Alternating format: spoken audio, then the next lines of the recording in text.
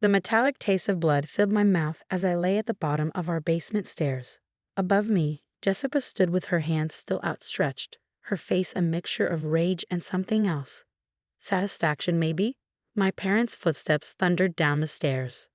What happened here? Mom's voice was sharp, but I noticed she was looking at Jessica, not me. She fell, Jessica said quickly, stepping back. She's so clumsy, you know how she is. I tried to speak to tell them that Jessica had pushed me after I caught her stealing money from my room again. But the pain in my chest made it hard to breathe. Every intake of air felt like knives stabbing my ribs. I didn't fall, I managed to gasp. She pushed. I must stop it. Dad cut me off. We don't need your dramatic accusations right now. I'm Emma Mitchell, and at 24, I was still living in my parents' house while finishing my medical residency. Jessica, my 26-year-old sister, had moved back home 6 months ago after her third failed attempt at college. Since then, the tension between us had escalated from snide remarks to something darker. Mom helped me sit up, and I couldn't hold back a cry of pain. I think we need to take her to the hospital, she said, worry creeping into her voice. No hospitals, Dad said firmly. We'll handle this at home, just like always. Just like always. Those words echoed in my head, reminding me of all the accidents it covered up over the years. The sprained wrist when Jessica threw a book at me during study time. The concussion from when she accidentally opened a door into my face. Each time, my parents found a way to handle it at home, to keep our family's image intact. But this time felt different. The pain was worse, and I could barely breathe. She needs a doctor, Mom insisted, her hand on my shoulder. Fine, Dad snapped. But Emma, you know what to say, right? You fell. You're clumsy. End of story. Jessica smirked behind them, knowing she'd get away with it again. She always did. The golden child could do no wrong in our parents' eyes. Her violence was always explained away as accidents, misunderstandings, or my own fault. The emergency room was busy that night. As we waited, Dad kept rehearsing the story with me. You were carrying laundry down the stairs. You missed a step. Simple accident.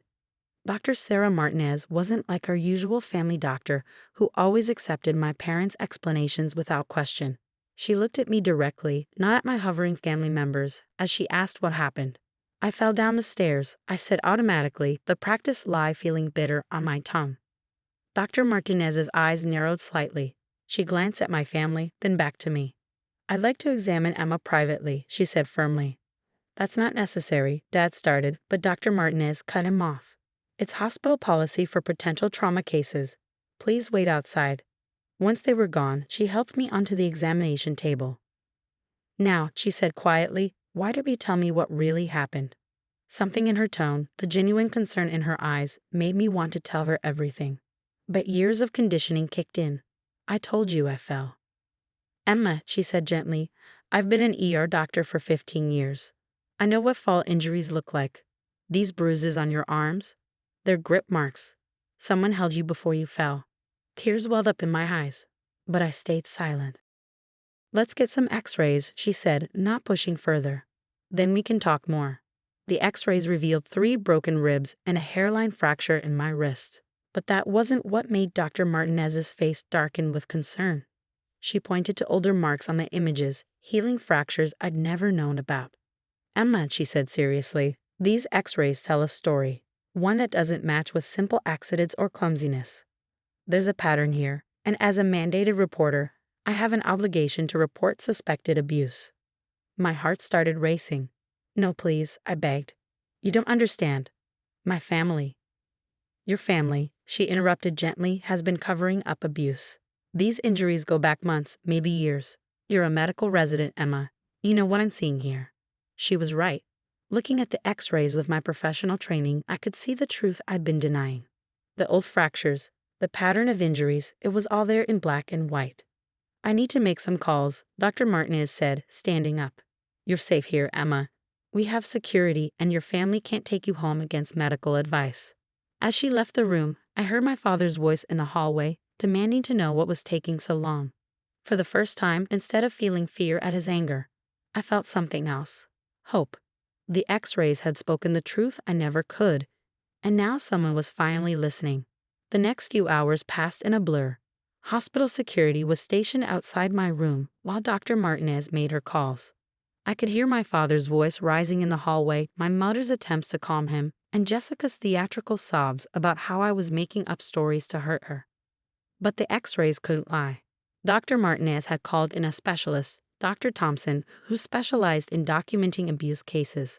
Together, they walked me through each injury shown in the scans. These hairline fractures, Dr. Thompson pointed out, the defensive injuries, consistent with trying to protect yourself during a fall, or more likely, during an attack. My hands trembled as I looked at the evidence of years of abuse, documented in stark black and white. How had I convinced myself these were accidents? How had I let them convince me I was just clumsy? A police detective, Laura Bennett, arrived to take my statement. She had kind eyes but a no-nonsense attitude that made me feel safer somehow. "Take your time," she said, setting up a recording device. "Start from the beginning." So I did. I told her about growing up with Jessica, how the accident started small. A push here, a trip there. How our parents always sided with her, made excuses, told me to stop provoking her. How it escalated over the years until I lived in constant fear in my own home. "Why didn't you leave?" Detective Bennett asked gently. "My residency," I explained. "Living at home was the only way I could afford it. And then my family. I kept thinking if I just tried harder, if I was better somehow." "That's what they wanted you to think," she said firmly, "but you're not responsible for their actions." A soft knock interrupted us. Dr. Martinez entered with more scans. "Emma," she said, "we found something else. The CT scan shows evidence of a previous concussion that never received proper medical treatment. When did this happen?" "3 months ago," I whispered.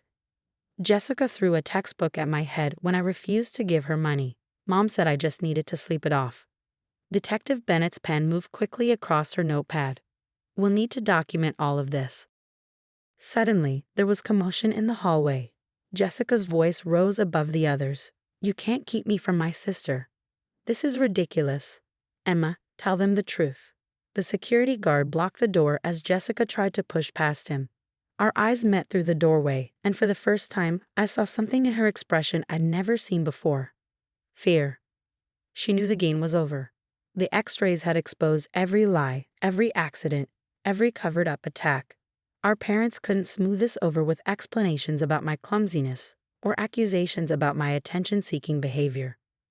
"Miss Mitchell," Detective Bennett called out to Jessica, "I suggest you step back or we'll add attempting to interfere with a police investigation to your charges." Jessica's face crumpled. "But it wasn't. I didn't mean." She looked desperately toward our parents, but they were occupied with their own problems. Dad was arguing with hospital administration, and Mom sat in a chair, crying quietly into her hands. Dr. Martinez sat beside my bed, her presence reassuring. "Emma, we'd like to keep you overnight for observation. We're also arranging for you to speak with a counselor." "What happens now?" I asked, looking between her and Detective Bennett. "Now," Detective Bennett said, "we build a case. The x-rays provide clear evidence of sustained abuse. Combined with your statement and the hospital documentation, we have enough to proceed with charges." "Charges?" My voice shook. "Against Jessica. And potentially your parents for failing to protect you and covering up abuse. They had a legal obligation to prevent harm and seek medical care for your injuries." It felt surreal. For years, I'd lived in fear, believing I had no choice, no voice, no proof. Now, thanks to one doctor who refused to look the other way, everything was changing. "You don't have to decide everything right now," Dr. Martinez assured me. "Focus on healing. We can help you find temporary housing once you're discharged, somewhere safe." "I have a friend," I said, thinking of Sarah, my best friend from medical school. "She's been trying to get me to move in with her for months." Detective Bennett nodded approvingly. "That's good. You'll need a support system." As they left my room, I could still hear my family in the hallway. But for the first time, their voices didn't fill me with dread. The x-rays had given me something I'd never had before. Proof. Proof that I wasn't crazy, clumsy, or making things up. Proof that couldn't be explained away or covered up. I took out my phone and texted Sarah. "Remember that spare room you offered? Is it still available?" Her response was immediate. "Always. For as long as you need. Want to tell me what's going on? Looking at the x-rays still displayed on the light board, I replied, it's a long story, but I'm finally getting out. 6 months later, I stood in Sarah's kitchen making coffee before my morning shift at the hospital. The newspaper on her counter caught my eye, specifically the small headline about Jessica's sentencing. She'd gotten 2 years probation, mandatory counseling, and a restraining order keeping her away from me. My parents had faced consequences too. Dad lost his position on the hospital board when the cover-ups came to light, and Mom's social standing in our small community crumbled as the truth spread. They'd both taken plea deals, probation and community service, plus mandatory counseling. You okay? Sarah asked, entering the kitchen.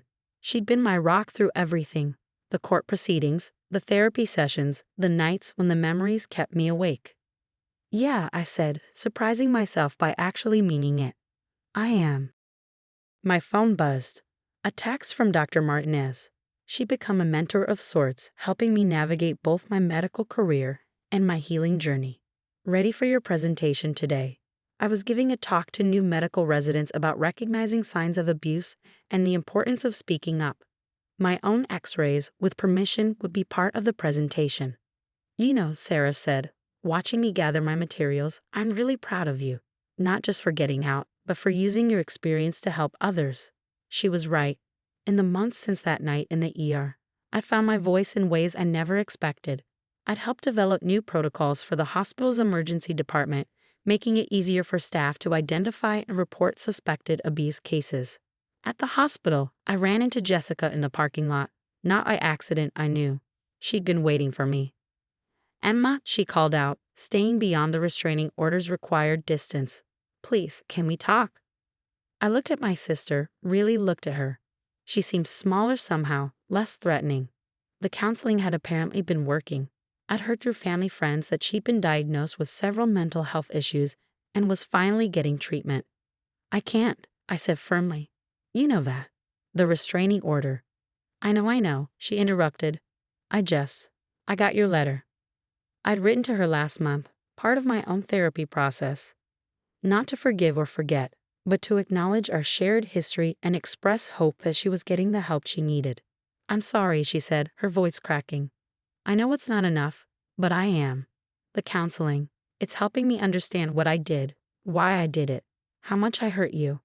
I'm glad you're getting help, I said, meaning it. But I need you to respect my boundaries now. She nodded, wiping her eyes. I understand. I just wanted you to know, you're really brave, Emma. Braver than I ever was. As she walked away, I felt a weight lift from my shoulders. Her words didn't fix anything, but they acknowledged something important. I wasn't the weak one. I never had been. In the hospital conference room, I set up for my presentation. Dr. Martinez sat in the front row, giving me an encouraging nod. The room filled with residents, their faces eager and uncertain, reminding me of myself not so long ago. 6 months ago, I began pulling up the first x-ray. I was the patient, not the doctor. These images tell a story, not just of abuse, but of silence, of cover-ups, of the way family dynamics can normalize violence. I clicked through the images, explaining each injury, each missed opportunity for intervention. As medical professionals, we're often the first line of defense. Sometimes we're the only ones who can speak for those who've been silenced. After the presentation, a young resident approached me, her hands shaking slightly. Dr. Mitchell, she said quietly, your story, it helped me understand something about one of my patients. Trust your instincts, I told her. Do what I wish someone had done for me sooner. That evening, I returned to Sarah's house. My house now, really, feeling exhausted but fulfilled. A letter waited in the mailbox from my parents. They'd been writing regularly, trying to make amends. Sometimes I read their letters, sometimes I didn't. Today, I chose to open it. Dear Emma, Mom wrote, we watched your interview on the local news about the hospital's new abuse prevention protocols. We are so deeply sorry for failing you, for not protecting you when you needed us most. Your courage in speaking out has forced us to face our own failures. I folded the letter, saving the rest for later. Their guilt, their regret. It wasn't my burden to carry anymore. I was building a new life, one where my voice mattered, where my experiences could help others, where the truth didn't have to stay hidden. The x-rays that exposed my family's secrets now hung in my office, not as a reminder of trauma, but as a testament to survival. They spoke louder than any lie, broke through years of silence, and gave me back something I'd lost long ago, my power. Sarah had left dinner in the oven and a note on the counter. Remember, you're not just surviving anymore, you're thriving. Looking around at my new life, I smiled. She was right. The x-rays had spoken the truth, but I was writing my own story now.